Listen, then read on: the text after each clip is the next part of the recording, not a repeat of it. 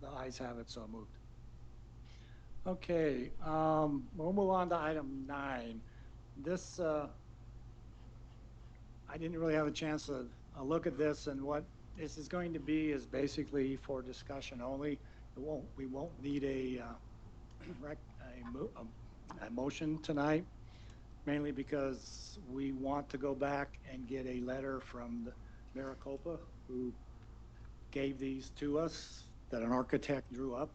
And we want to make sure we have that letter in place, and that we're perfect. They told us there's no problem to use them, but with talking with the city attorney today, he thinks that would be a wise thing for us to have on file. So we'll discuss it tonight, and if we approve it, then we'll get that letter and bring it back for official approval. I have one call the public. That would be Ben Lepley. You're up. Hello, Ben Lepley, Ward 1, registered architect, and Bisbee Forward member. I am in full support of the Workers' Housing Initiative. I want it to be safe, affordable, well-designed, and energy efficient. I'm in full support of Step Up, Grady, Danielle, their whole board. I've come before you many times over the years to voice my support for that program. So I have concerns about the city now acting as architect and competing against me, a local small business owner who pays a lot in permit fees and contributes to this town.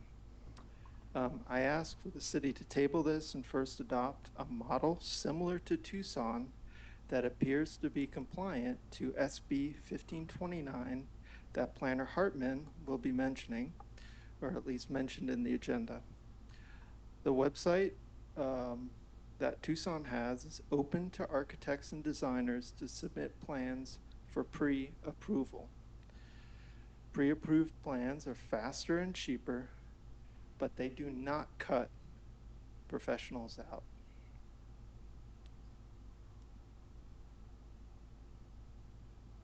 I have concerns about legal conflicts that this could create if these floor plans are adopted. How can the city legally compete against my profession while at the same time regulating and taxing me? Seems a little unfair. How can, with no licensed professional on staff, no engineers on staff, both permit, draw, and inspect all at the same time? That's a conflict of interest. Why should taxpayers bear the costs of these added risks and liabilities to the city? Building inspectors should be going after unlicensed and unregistered contractors. An architect carries liability insurance. Our license, our schooling, our tests, the Arizona Board of Technical Registration, and multiple layers of insurance. I have to pay for it personally, thousands every year. Please table for further development of the website, not the floor plan. I'm happy to answer questions, and I am not attacking the city. I am trying to help. Thank you. Okay, I'll have the presentation, Melissa.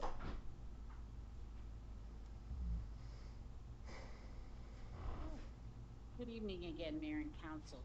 What I am bringing before you is to educate the council on some items that are going forward. The state of Arizona passed a new law, Senate Bill 1529 571R. This legislation was signed into law July of 2025. What it does is it mandates that municipalities establish a program for pre-approved designs, including at least 3 design options for each class. So the purpose was to streamline the approval process, and the purpose is solely to assist in affordable housing. The implementation timeline, this requires the pre-approval plans, they're phased in. So starting in January 1st of 2026, each community will be required to have at least 3 single-family homes and an ADU plan units. Whereas the second deadline, which is January 1st of 2027, that is when this bill asks you to phase in the 3 bedrooms, the 2 stories, and such as that. So again, this is only to cut costs. As you know, the state has made some firm commitments to affordable housing, and I believe this was one of their ways. Shortly after we spoke with Maricopa City, well, it was actually the same day, was that the League of Cities is acquiring and accumulating a library for communities to use. Those plans will be free. So that happened the same day we talked to Maricopa. The city is partnering with Step Up, and we would like to pilot the use of a set of plans that we have chosen to use with Step Up prior to the state's implementation date. As they begin to build these homes, it's likely they will build these homes in Crestview, which, by the way, is an overlay zone. So we're layered on top of layered of reasons that we cut costs and make this affordable. These new homes will allow us, and you should all have actually a copy in your packets of the homes. You can see that there are 3, I think everybody else has it but me. There are 3 very similar plans. This fits what they want to do there. These are the 2-bedroom, 1-bath, and the 2-bedroom, 2-bath, which is some of the criteria as we're working with Step Up on these 9 homes. So there was a reason that these were chosen. The new homes will allow us to capture it by utilizing these. Now, let me also say that Step Up always does their own plans. This isn't anything they go out and purchase, never have. So they are designed by an architect on staff, on the board, excuse me. The new homes will allow us to capture the actual financial data of how much time and money could be saved by a family utilizing these plans. We need to expand our library of pre-approved plans and in doing so, we want to meet the needs of Bisbee families. The plans you see in your packet were chosen from a program in Maricopa City. We chose these plans because of the similarities to Bisbee. It met the needs of the lot sizes that we previewed them before we called them, and would allow Step Up the ability to add on driveways or porches or carports. It lets them do a few things that they want to do in this development.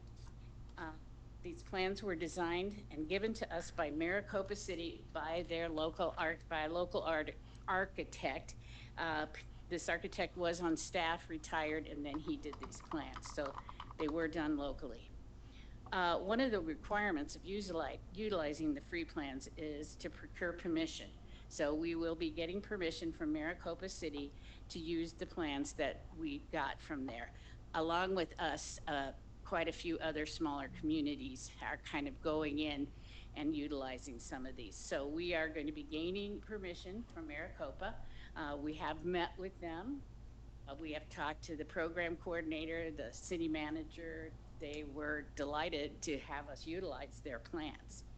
By doing this pilot program with Step Up and utilizing these are free by the way, pre-approved plans, we will not only be able to collect actual costs and timeline data, but share it with the other rural committees. And I have a list of other committees that are entering into this that are very similar to us.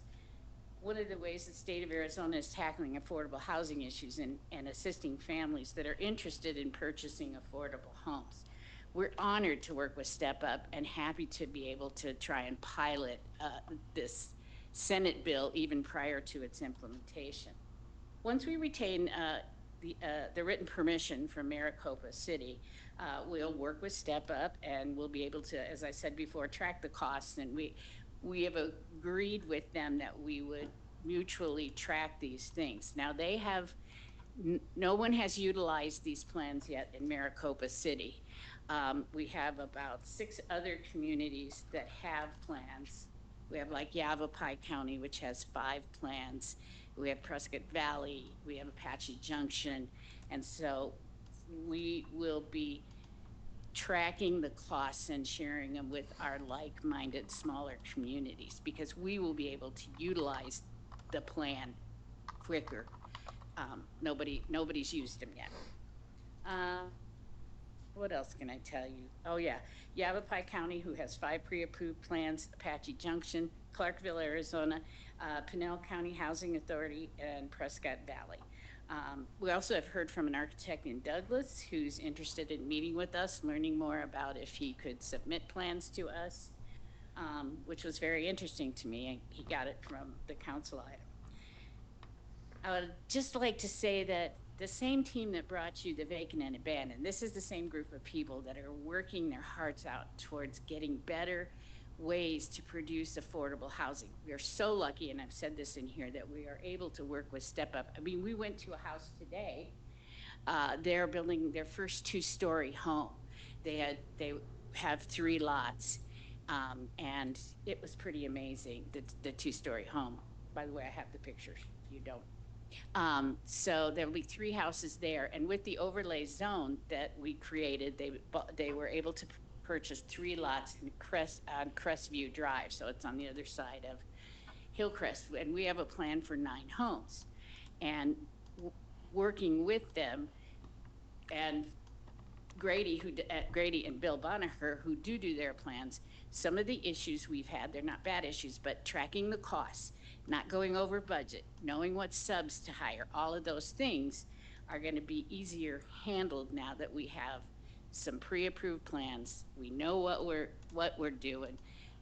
They're adding on a whole nother crew to do them. So with that, what I'd like for you all today is, of course, if you have any questions, but I do ask the council to endorse the use of the pre-approved plans for this pilot project with Step Up, once we've obtained written permission, of course, which we will get in the next day or 2.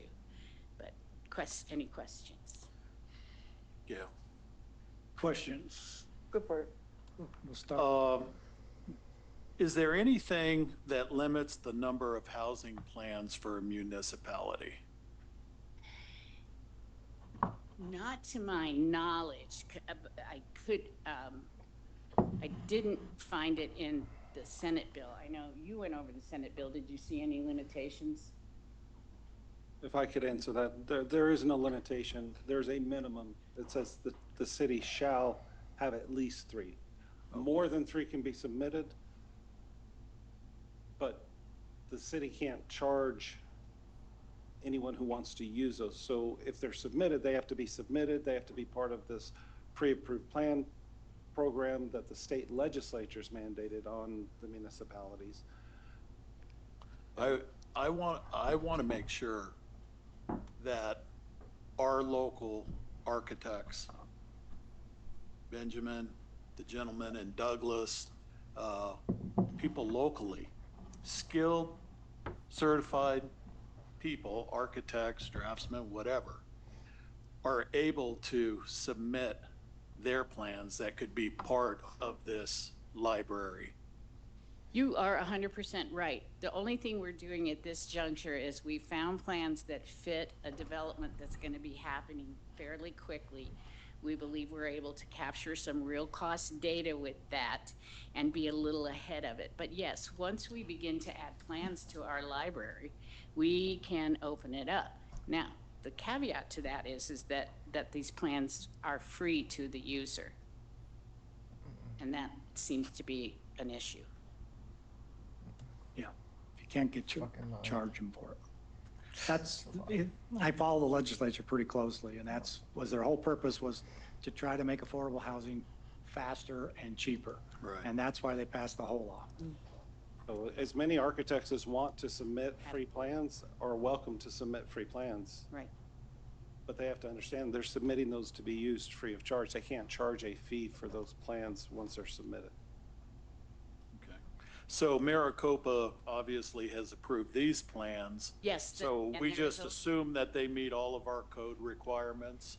We do. We did our due diligence, yes. Okay. The stamp is actually very teeny and on the plans submitted. We've not taken the plans. I wanted to come to you all and inform you first to get the big sets made yet.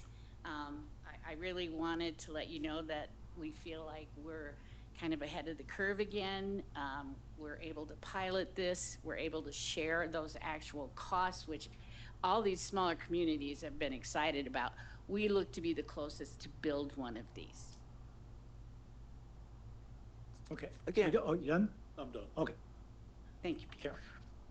I'm going to be perfectly honest about something, which is every 2 weeks, this council has to make a vote about something they may not know very much about. And I've seen that over and over again. I spoke with you yesterday, and I spoke with Ben today, and it seemed like to me, and I read all your emails back and forth, that Ben brought up a few things that I did not necessarily, that I thought were concerns. And I wanted to see if there was any chance to table this, and you guys were going to have a meeting, but you did not have a meeting. No, Because can't. I think he's our only architect in town, and he seemed to have some legitimate concerns. I can't admit that I understand the whole thing, but just going forward, it seemed like the most amicable thing to do would be to discuss it with the architect that we have. Is that possible? Not at this time. I don't understand. For this project, for this Correct. specific. For this specific step project. up But project. for the program, absolutely.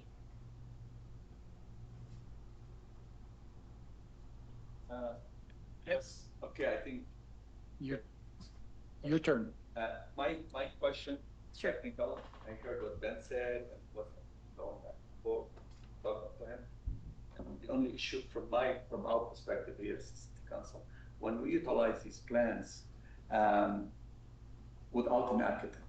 Pardon me? Without an architect, like we getting a plan with no real, I mean, these have been done by architects. These plans have been Yes. done by an architect and have been stamped by an engineer.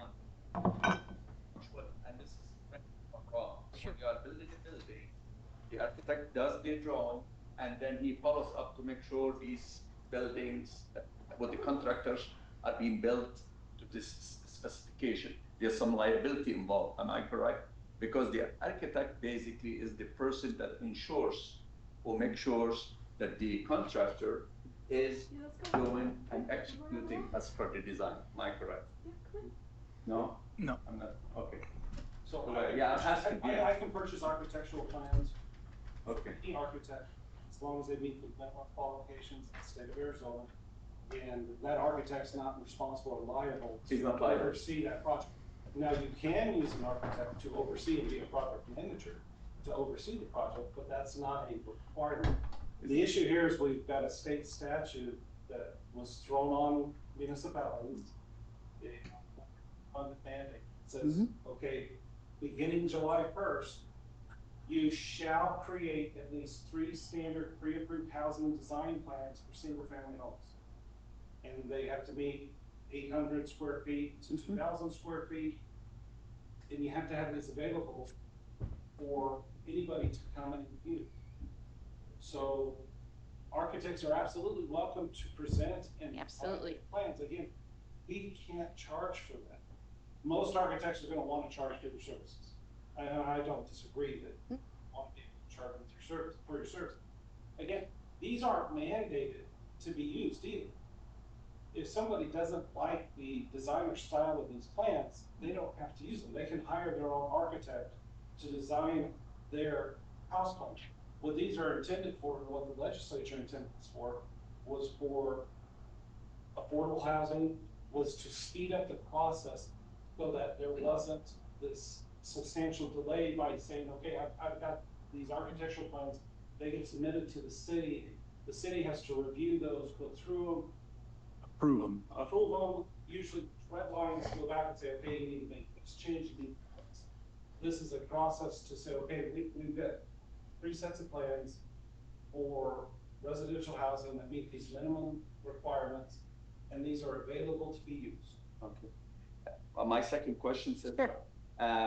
will anybody be able to use this plan or just for a certain income? It's just No, anybody, anyone in the available to anybody. And in fact, that is what Javier is insistent on as part of this, that these be available to everyone. And will this be able to be utilized, the law that was passed a couple of years ago, and the excess area, like a house has a certain amount, can build a second dwelling?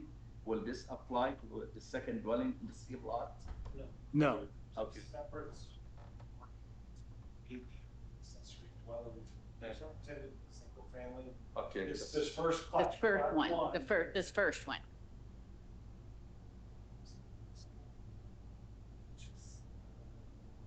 Which is class for the ADUs. Okay. Accessory dwelling. This has too many square foot for Okay. that.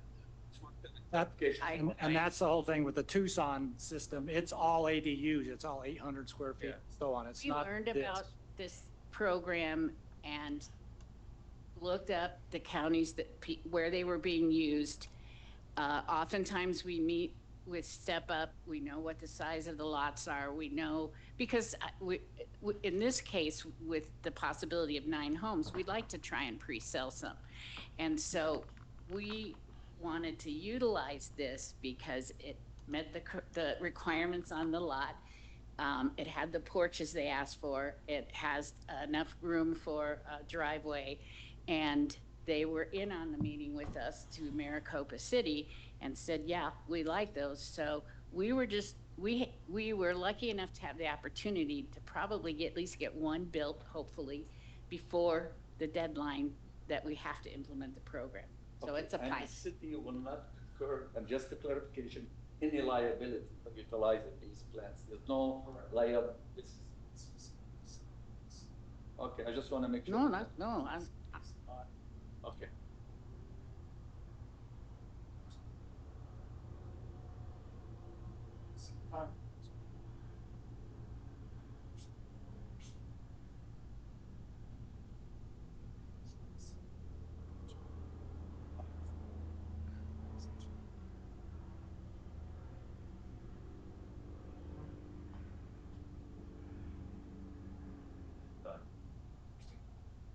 The municipality shall create 3 standard pre-approved housing design plans for accessory dwelling.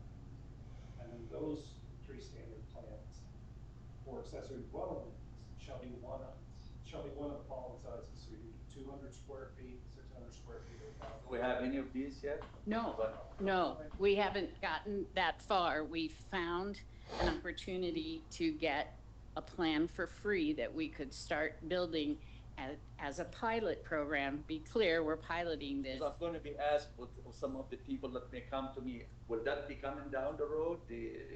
Yes. Yeah. It is a Senate. Part of the law. Yeah, okay, I just want to. Yeah,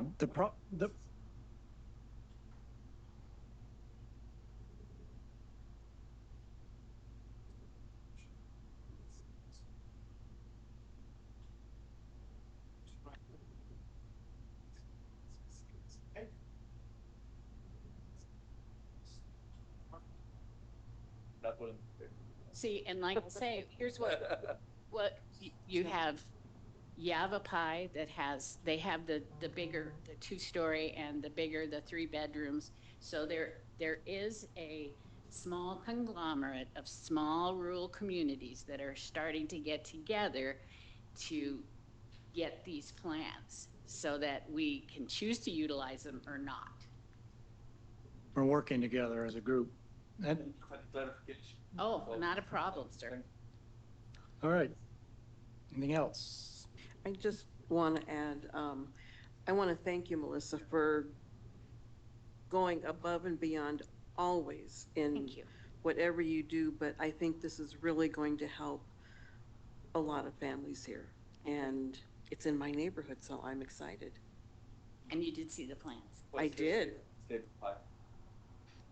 Yeah, I mean, and we will get those numbers more exact. And just for clarification, those were the numbers I drew from 3 of the communities utilizing them and from our numbers. So I didn't make them up. I quantified them.